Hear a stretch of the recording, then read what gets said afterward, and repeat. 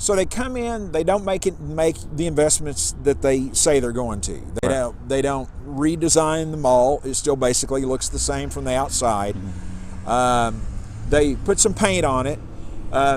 Actually look like they kind of invested some in those kind of see-through, secure chain sliding stalls that they use for the incubator, which the incubator is like the real major part of that plan, isn't it? To bring in the very smallest business owners, the entrepreneurs, let them have an inexpensive space, get people tied to them, and then move them out into the mall. Is that right? Right.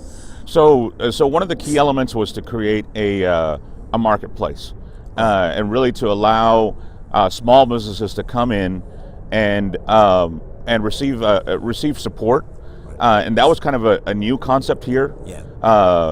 Even though you could consider in a lot of other places that there's been marketplaces that were set up, mercados, and that they were essentially incubators.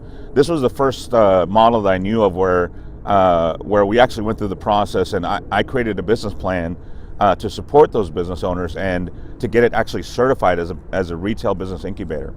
But that program was never implemented.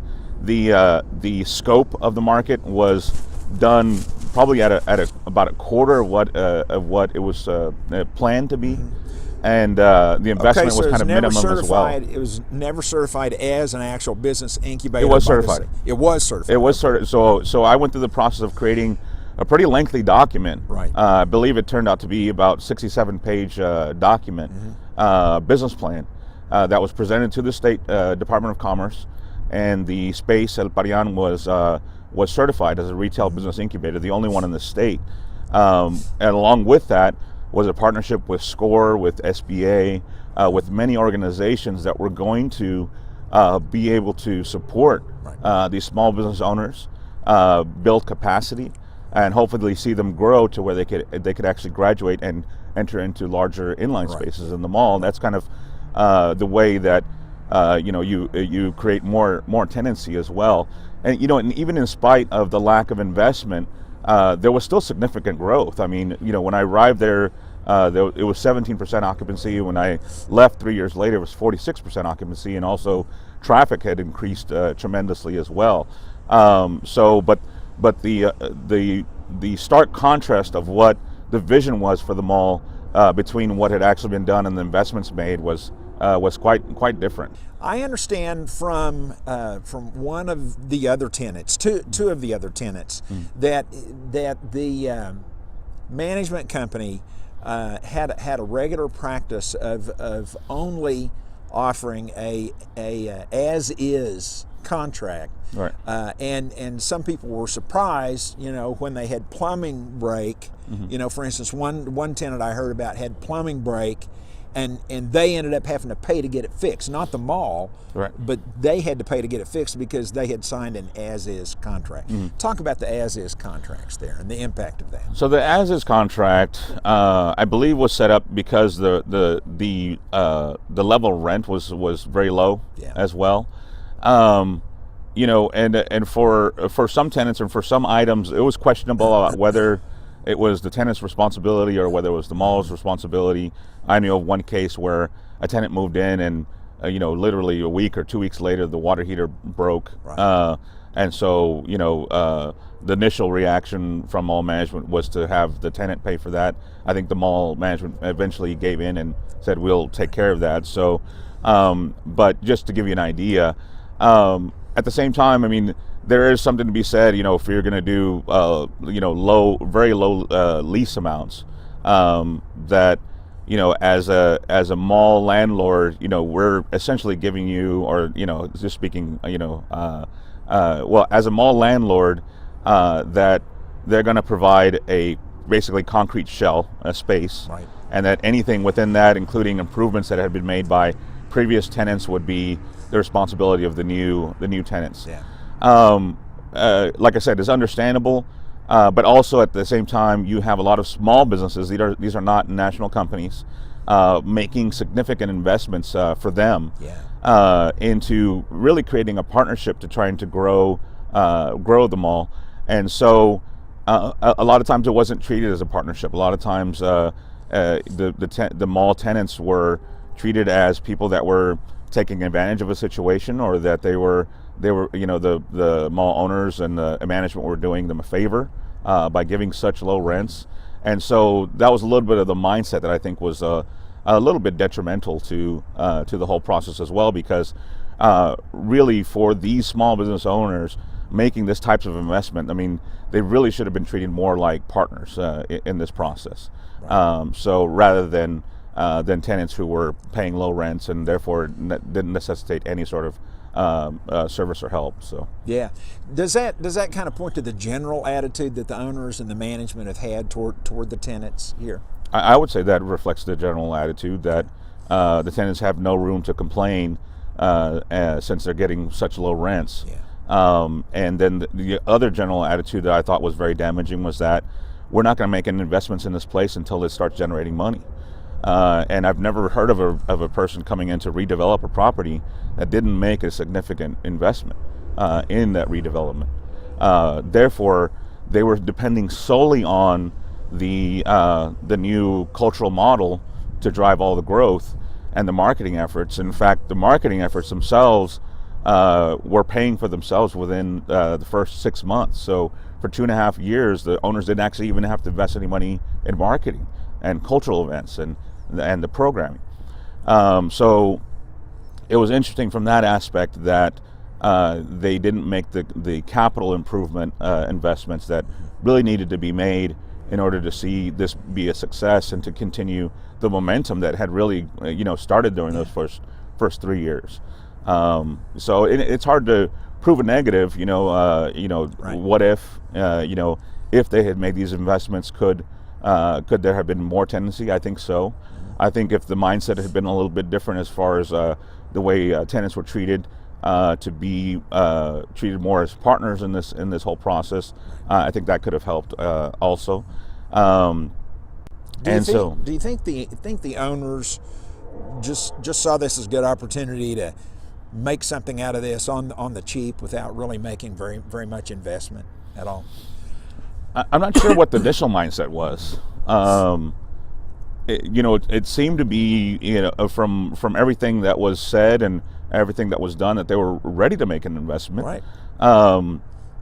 But it just never happened. Yeah. So I don't know if along the way the owners were encouraged, either by members of the team or I'm not sure who, to not make the investments or to do things on the cheap. Yeah. So I think maybe people in fairness, maybe they really did earnestly think they were going to make those investments, and then maybe they couldn't. They just didn't get enough partners, or the partners decided they didn't want to do it. Right. Yeah. Yeah. So as a result of the new cultural program, of the new marketing program that had been put in, the new traffic that was coming in because of the events, the new interest in the mall of what the vision was painted as, we saw a significant increase in sales for tenants, and especially for national tenants that have been here for a long time. Yeah. So several of them had seen increases in sales that were well above plan. Some of the nationals were seeing $1 million sales a year that they hadn't seen for a long time. So there was nothing of the models to suggest that it was not viable. And that the community was not strong enough to support the model.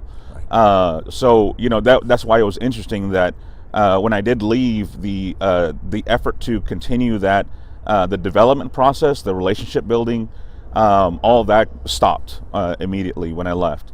And then about 6 months later, the cultural programming, the events, also stopped. And so because there was weekly entertainment, weekly things going on. For the Hispanic culture, just kind of stopped. So it was interesting to see that, because it had already proven itself out to be successful. But now, without the other additional investments being made, without the continued relationship building within the Hispanic community, within business owners to cater to the Hispanic community, that model, that concept essentially ended at that time. Yeah. What was the reason for you stepping down? It was your idea. it was a great idea, and even the national chains that were in the mall, which kind of goes against some of the statements that they were making, they couldn't get any national chains in. Yes, they did. They did have national chains in the mall. Why did you step down when you did? You became the executive director for Scissortail Community Development Corporation. Yeah, right. And you've actually had your offices here in the mall. It isn't that you had some giant personal falling out with the management. You've been working with them as a tenant since. No, I left on good terms. I gave my 2 weeks notice. I did, try to reach out to the ownership at the time and express some of my concerns about some of the things that maybe we're working against, some of the progress trying to be made on the property, and to make them aware if they were not aware, and then to also try to help the property move in a positive direction. The work itself was extremely rewarding. Like I said, it was something I had wanted to do for a long time, so I'd actually made some personal sacrifices to take the job position and leave my own company, basically, to come work for the mall to try to create something great for the community. Yeah. And the work itself was rewarding. We were helping a lot of people, but there were a lot of difficulties and challenges that I thought were really unnecessary, that were creating a lot of stress and the necessity to sometimes redo work that I wanted to remedy, but I really didn't see those things as a possibility of being remedied. At the same time, I was presented an opportunity to now work more directly for the community, because here I was building something for the South Side, for the Hispanic community, but I was still working for a for-profit company. Yeah. And so I was presented with the opportunity to move into the nonprofit world and really just focus on community development now in a bigger scale, statewide. So I took that opportunity. And so that's why I left, but I left on good terms with the ownership, with the management. In fact, they did one festival on their own, working with some people that Jose Legaspi knew in Fort Worth. As far as what I understand, it didn't go well, and so they asked us to come back and, as a nonprofit, continue at least those festivals, because in the process of my work, I established 2 very large scale festivals here, and so we were able to do two more festivals since that time, but now we'll be looking for a new home for those festivals as well. Some of those tenants, though, they moved out the very weekend after the announcement was made on a Friday. Starting just like at the very end of October, the letter went out, and I heard about 1 or 2 tenants who just said, "Hey, we're out of here. We're going to get our stuff out of here." Right. Why was that? I think the trust level. is very low. Obviously, there's a lot of things that weren't communicated with tenants, and for a lot of tenants, it was a big surprise. And for some of the tenants, they didn't want to run any risks of having equipment held onto, or difficulties getting out, or things like that. So those, I know one in particular that was able to get out the next day, just did so, and not being locked into paying another month's rent or things like that. And then there's a contrast, because some of the tenants were, rightly upset that the mall's being closed, right before the business season of the year. I mean, for a lot of these retailers, the biggest season is Christmas season, and that makes their year. Yeah. And for small business owners, I mean, for the nationals, they can absorb those kinds of things. But for small business owners, the people that really created all of the growth since the new model was announced, that kind of move can really kill those businesses. Yeah. And so, and seeing as it was getting ready to go into the colder season of the year, with them having the expense of the chiller that they were able to get rid of, personally, and this is my personal opinion, I think it was a bad move to close the mall with the timing and not allow those retailers the extra 2 months to take advantage of that Christmas season, and then make a move at a more comfortable time for those stores. You know? It just makes so little sense for any mall to close at the end of October, right? Going right into the most productive quarter of the year. And that makes no difference to the owners. I mean, they don't get paid more during Christmas. Yeah. You know, and so that's but for the people that are in here, for the businesses that had been made a lot of promises as far as the direction of the mall, the activities at the mall, the investment in the mall. A lot of promises were made to them, and I think that they deserved something better. Some of the tenants who I talked to before I was told to get out one day. That was about my third visit when they finally caught on that I was in there talking to tenants, and they told me that that tenants had started to wonder about this kind of move when they started signing contracts, you know, clear over in September and October, but the company wasn't giving countersign contracts back. Right. In other words, they wanted the tenant to put their name on the line, but then the company never returned the contract. Right. My wife was one of those. She had actually expressed interest in establishing her studio in the mall, and they had sent in their letter of intent to get a return contract, and followed up, but never got anything back. So that I think the reasoning became clear about why that didn't happen, and so she had to find another studio up in Nichols Hills, and you know, we lost another Hispanic-owned business that could have been here on the South Side. So yeah, I thought that was interesting. We didn't know what the reasoning why they didn't get back with her sooner. A lot of other businesses were in the same boat. As far as either wanting to renew their contracts or to come into the mall that weren't being given their contracts back. And I found this out later after the announcement was made that a lot of people had that in common. So that was interesting. You know, one can't help but assume that there was already some knowledge that the mall would be closing. So therefore they wanted to have as little long-term leases in as possible. Right. But you know, I can't know exactly what the thinking or the mentality was, but one can't help but feel that was the case.